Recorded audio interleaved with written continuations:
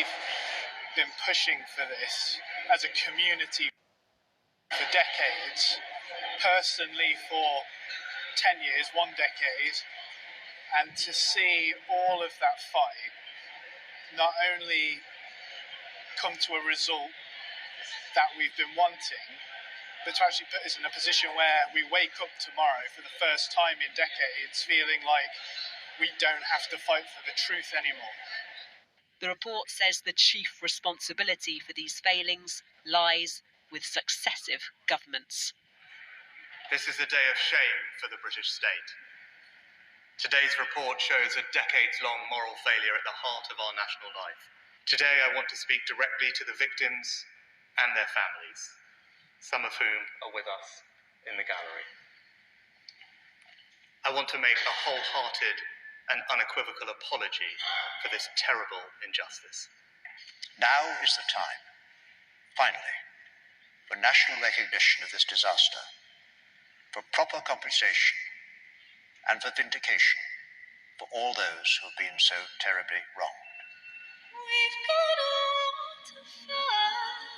A memorial service was held this afternoon. The report says for the government apology to be meaningful, it must be accompanied by action. Rebecca Barry, News at 10. Well, when you see the pain for boys like Lee and the grief of his parents, you cannot help but feel a degree of rage about all this. The successive governments came in for severe criticism in Sir Brian's report, with one victim saying politicians should hang their heads in shame. Medical professionals were not spared either. The report includes the shocking case of school children being treated as objects of research, deliberately exposed to high-risk products, and it is striking, in many cases, just how far back the dangers were known. A litre of blood is taken from the donor. The risks of using blood from paid American donors in deprived areas and even prisons wasn't a secret in 1975. It was broadcast on ITV. Drug users are among the highest risk for hepatitis. Geraint Jones contracted hepatitis C from infected blood. He died 12 years ago, leaving his wife and daughters to wonder what might have been if the warnings had been heeded. I wake up in the morning and think of him. It was a death that no one deserved. And I sat there with him from morning to night watching him die. And nothing in my power I could do to stop it. If anyone here could have stopped it, medical regulators had the first opportunity. They failed. In 1972, a British doctor assessing the first of these American products said it carried a risk of hepatitis infection, but as that was known, the product should be given a license anyway. But when the product arrived here, the fact of the license meant doctors thought it was safe. It wasn't. Yet in the 1980s, when AIDS started killing haemophiliacs, some doctors still did not warn patients. Notably, senior haematologist Arthur Bloom failed to pass on warnings and said blood products were still safe. I think recipients of ordinary blood transfusions can be reassured that they can receive their transfusion without fear. What effect did Arthur Bloom's actions have? His decisions back in the early 1980s undoubtedly contributed to unnecessary deaths. Above all, this was a failure of medical ethics, nowhere more so than at Treloar's special school, where haemophiliac children were used without their consent for medical trials. Dozens died. Some pupils, like Richard Warwick, weren't even told their treatment had infected them with HIV. This, the report said, was unconscionable. The boys were being used essentially as human guinea pigs. There was no regard for human life. There was no consent given. Our parents weren't told. It's damning. It's beyond damning. Today, a statement from the school said they were devastated by what had happened to former pupils. Of course, this scandal is also a failure of government. From denials of responsibility by ministers. I don't believe the government is liable. I don't believe that the health service is legally liable. To the destruction of documents by civil servants. But I believe it is a criminal cover-up on an industrial...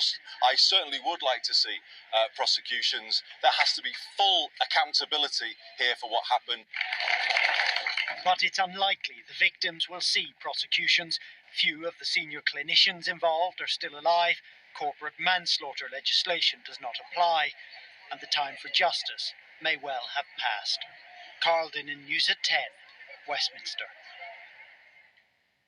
And Rebecca is here to talk about all this. Look, let's be blunt, this is almost certainly the national scandal of our lifetimes, and I don't want to compare it to the Post Office, totally different things, but what they have in common is just when you see the pain of these people trying to draw people's attention to it year after year, and the lying and the covering up. Can we be at all confident this couldn't happen again? Yeah, I think you're right. It's not just the numbers that we're talking about here. It's the extent of the suffering, isn't it? It's the loss of life. It's the devastating consequences of these deadly viruses. And not to mention the stigma and the discrimination that many of these people faced. And now we know that this could and should have been avoided. And even now, the report says that there needs to be a change in culture in the NHS and in the civil service too to prevent future cover-ups. Tonight, the head of NHS England has offered her deepest and heartfelt apologies for the role the NHS played, not just for its actions, but also for its failure to investigate and for a collective lack of openness and willingness to listen. I mean, many people will feel those are familiar themes when it comes to UK scandals.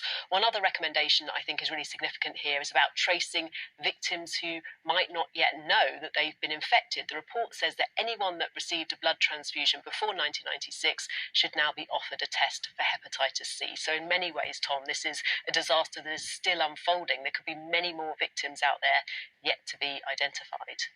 Okay, Rebecca, thank you very much indeed.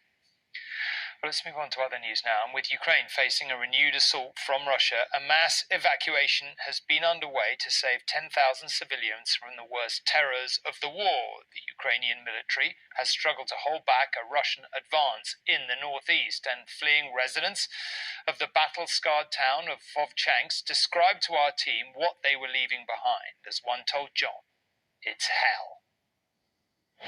The last few miles are taken at breakneck speed. Ahead, smoke rises from Vovchansk, our destination.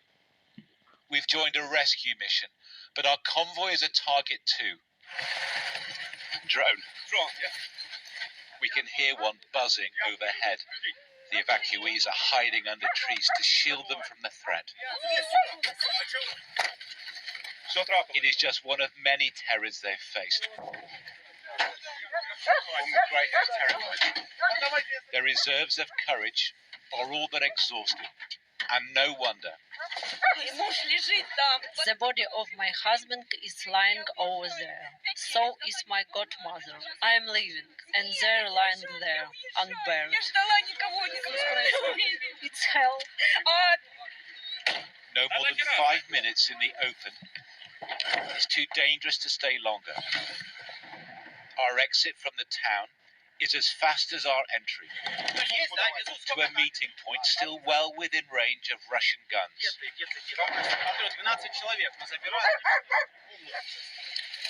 Mikola's physical wounds are not the deepest scars he now bears. There was a rocket into the house. My wife was killed. I'm sorry, what was her name? Victoria. They were married for 40 years. So where is your wife now? I had to bury her in the vegetable garden. I told the police, but they said they couldn't come. They said, just bury her yourself.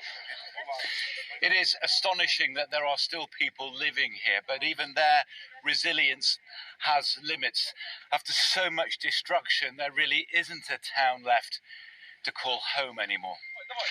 Ukraine claimed today it still controls 60% of Vovchansk. Their rescue operations suggest that hold is at best tenuous. The police officer in charge of evacuating civilians tells us the Russians are committing war crimes in the town. Russian soldiers on the street, they occupy. They kill civilians. You know, they even kill a disabled person. For Raisa, we arrange a phone call with her son. We're